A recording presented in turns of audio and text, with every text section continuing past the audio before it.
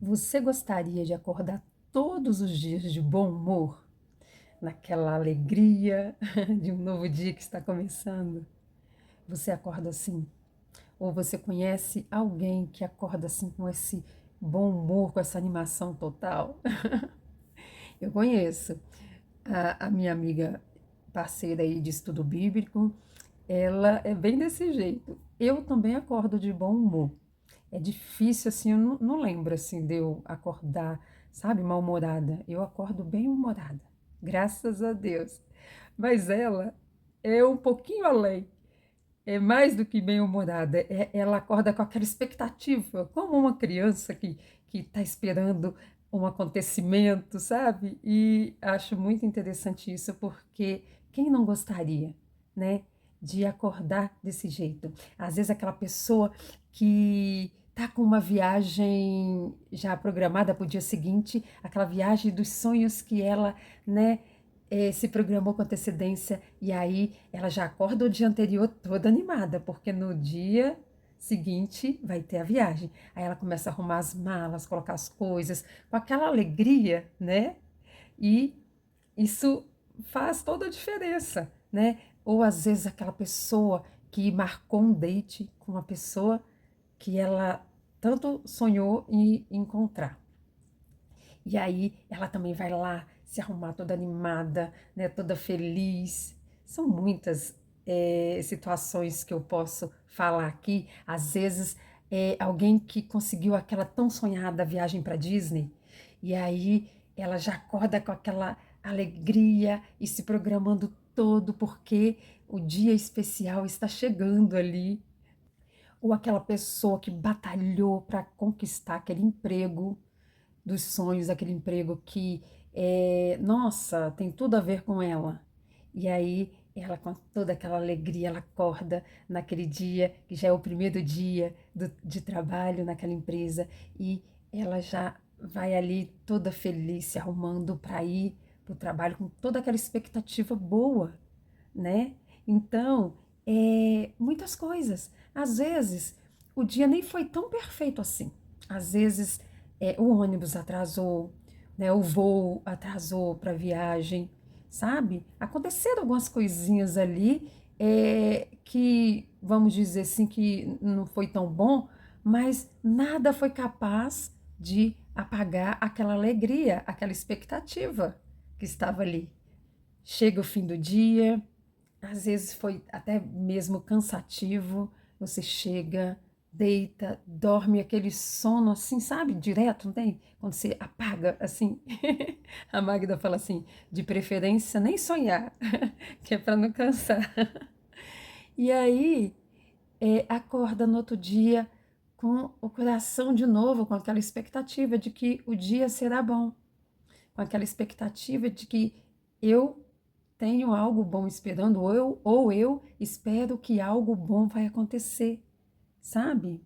Então, gente, eu acho que não tem nada melhor do que esse sentimento de tem algo especial me esperando, me aguardando e como seria bom. Mas aí talvez vocês vão responder assim: haja sério. Isso é viver num mundo de utopia, como a Magda ouviu uma vez, né? Por causa do jeito dela de ser, esse bom humor que ela tem, esse esperar algo bom, né? Do outro lado, esperar que as coisas deem certo. Ela já ouviu essa frase, né? E aí talvez, diante de tudo que eu estou falando aqui, você possa dizer, ou se você for perguntar para alguém, falar para alguém sobre isso, você possa ouvir. Isso é um mundo de utopia, né? A realidade é muito diferente disso. E aí a pergunta que não quer calar, né? Nessa conversa sobre esse assunto, eu e a Magda, nos nossos momentos de estudo bíblico, é, a gente falando sobre isso, aí uma pergunta que não quer calar. Paga para sonhar? Custa alguma coisa sonhar? Porque aqui a gente está falando de sonhar, esperar, né? Idealizar. Isso tudo é aqui, ó, na nossa mente.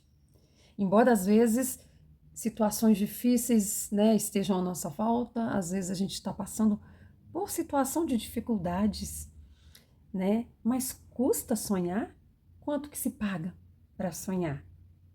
Se até a Bíblia fala, né, sobre a questão dos pensamentos. E hoje, se você for olhar esses gurus de internet, coaches, até mesmo pastores, padres, eles batem nessa tecla sobre o pensar positivo. E eles não estão errados quanto a isso, porque na palavra de Deus fala sobre isso. Lá em Provérbios mesmo, 23:7, fala assim, ó, porque como imagina em sua alma, assim ele é. Ele te diz, come e bebe, mas o coração não está contigo. Ou seja, a pessoa passa, fala uma coisa com a boca, mas na verdade o que vale mesmo é aquilo que ela está pensando, é aquilo que está no coração. O que está saindo na boca, muitas das vezes é um fingimento para não mostrar aquilo que está no coração. Então, aqui nesse versículo está falando justamente como imagina em sua alma, assim ele é. É assim que ele é. Então, esse versículo a gente vê que ele sugere uma forte conexão entre os nossos pensamentos e as nossas ações, né? E, consequentemente, o resultado que obtemos.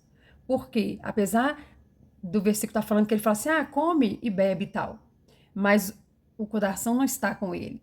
Então, a pessoa que está ali nota que a pessoa está falando uma coisa, mas às vezes o semblante está dizendo outra, né? Porque não está sendo sincero com aquilo que está sentindo. Porque aquilo que está sentindo é aquilo que realmente o define, né? E aí a gente pode ver no próprio livro de Jó, né, que fala assim, ó, lá Jó 3:25 fala assim, porque aquilo que temia me sobreveio, o que me receava me aconteceu. Mas aí talvez você possa falar assim, Jocélia, mas não foi porque ele temia que veio, não falou lá no início que Deus permitiu que o diabo fosse lá tentar Jó, para ver se Jó falava contra Deus? Sim, existe a vontade de Deus que age, que prevalece, mas existe também aquilo que a gente pensa que atrai. Porque aqui está falando, porque aquilo que eu temia me sobreveio. Por que isso está lá na Bíblia? Porque está falando que os pensamentos, eles influenciam, sim, nas atitudes e naquilo que a gente acaba atraindo por causa das atitudes, né? Então, por que a gente, pelo menos, não pode sonhar, né? Dormir e sonhar com um lugar melhor, acordar no outro dia com essa esperança de um lugar melhor, de que tudo isso aqui é passageiro, mas que existe sim um lugar melhor para a gente viver. Existe sim um lugar onde todo esse sofrimento que a gente passa aqui nesse plano terrestre, um dia vai cessar. Porque nós temos essa promessa. Então, por que a gente não começa agora a imaginar esse lugar para que a gente atraia, para que a gente deseje esse lugar, né? Então, com esses versículos que eu li, a gente aprende que nossos pensamentos têm grande poder sobre a nossa vida, né? Que cultivarmos os pensamentos positivos e alinhados com a vontade de Deus para a nossa vida vai fazer com que a gente experimente uma vida mais leve, mais plena, mais feliz. Porque a gente vai viver naquela expectativa de algo bom que está por vir. Como eu citei lá no início, né? Os exemplos de quando a pessoa está com a expectativa, está com algo que está para acontecer. E aí eu já fico feliz com a antecedência. Eu já começo a me programar, me organizar, né? Porque eu desejo aquele momento. Então, como eu vou desejar ir para um lugar se eu nem sonho com ele, se eu nem crio expectativa?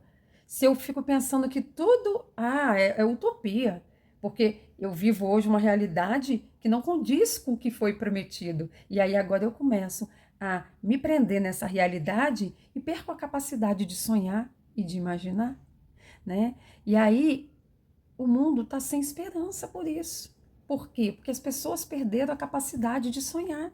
Nós não podemos perder essa capacidade, gente.